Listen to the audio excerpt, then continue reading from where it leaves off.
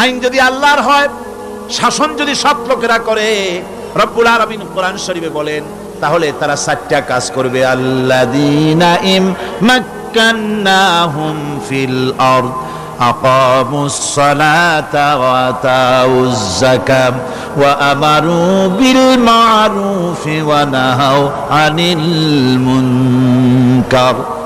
মুমিনেরা ক্ষমতায় এসে প্রথম যে কাজটা করবে, প্রথমে ক্ষমতায় এসেই নামাজ বাধ্যতামূলক করবে। প্রথম কি?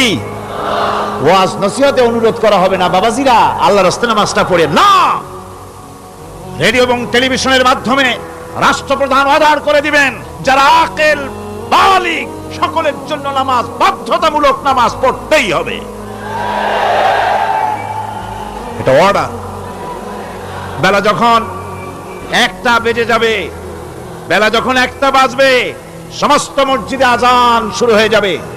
আজানের সাথে সাথে অফিস, আদালত, কল কারখানা, ক্ষেত খামার, শিক্ষাঙ্গন সব ডেডলক হয়ে যাবে।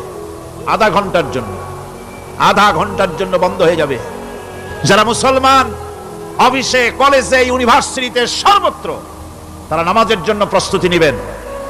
আধা ঘন্টার ভিতরে নামাজ আর খানা সেরে আবার কলেজ চলবে, বিশ্ববিদ্যালয় চলবে, কল চলবে, কারখানা চলবে, ক্যান্টনমেন্ট চলবে, সেক্রেটারিয়েট চলবে, সব আপন গতিতে চলতে থাকবে। আল্লাহর রহমত, বরকত আকাশ ফেরে নাজিল হয়ে যাবে।